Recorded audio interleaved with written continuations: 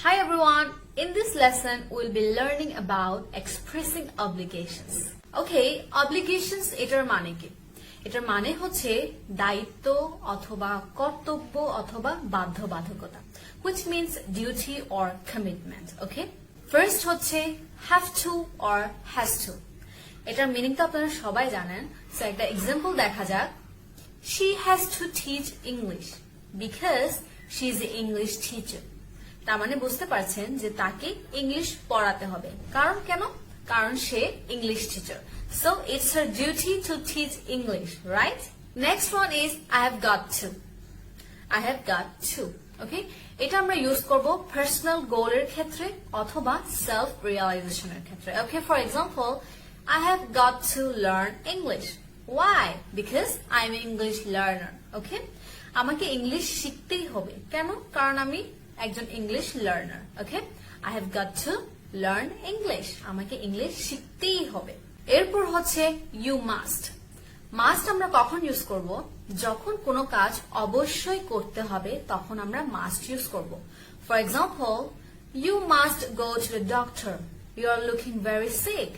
তার মানে হচ্ছে তোমাকে অবশ্যই ডাক্তারের কাছে যেতে হবে, কেন? কারণ তোমাকে খুব অসুস্থ দেখাচ্ছে। Okay, you must go to the doctor, তোমাকে অবশ্যই ডাক্তারের কাছে যেতে হবে। ওকে, এরপর হচ্ছে it's obligatory or it is obligatory. এটা আমরা ইউজ করব হচ্ছে সোশ্যাল কাস্টমের ক্ষেত্রে। ফর এক্সাম্পল, যখন আপনাকে কেউ বলবে যে থ্যাংক ইউ, তখন আপনাকে কি বলতে হবে?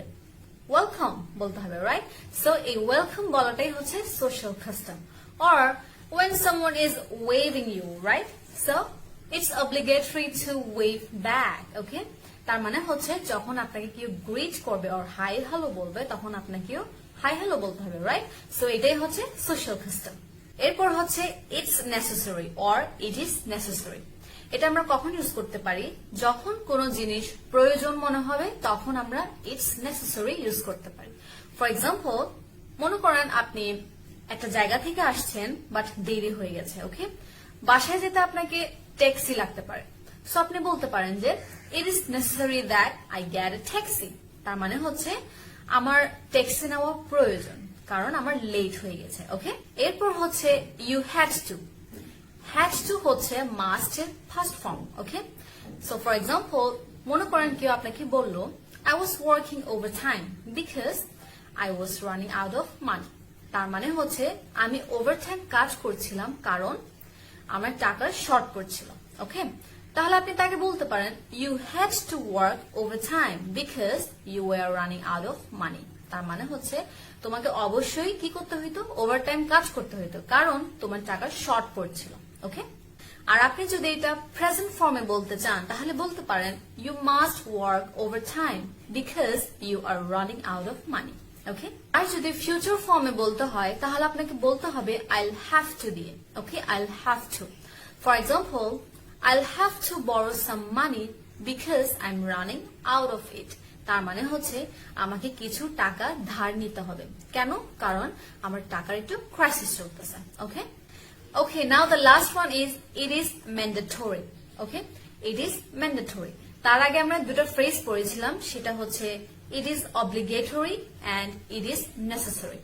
It is obligatory ক্ষেত্রে আমি বলেছিলাম সোশ্যাল কাস্টমের ক্ষেত্রে ইউজ করতে হবে, রাইট? তারপর হচ্ছে it is necessary. It is necessary ক্ষেত্রে আমি বলেছিলাম যখন কোনো কিছু আপনার প্রয়োজন হবে তখন আপনি ইউজ করতে পারেন। নাও it is mandatory. ম্যান্ডেটরি আমরা কখন ইউজ করব? যখন কোনো কথা ল অথবা আইন নিয়ে হবে। ওকে, so for example, when you see the traffic signal turning red, it's mandatory that you stop your car. So এখানে একটু খেয়াল করে দেখেন, is it a social custom? No. Is it a need? No. So it's by law, right? তার মানে হচ্ছে যখন আপনি দেখছেন ট্রাফিক সিগন্যাল রেড কালার হয়ে যাচ্ছে তখন আপনাকে কি করতে হবে? আপনার গাড়িটা থামাইতে হবে। কেন থামাইতে হবে? Because it's law, right? Okay everyone, that is all for today, and if you really find this helpful, please share this video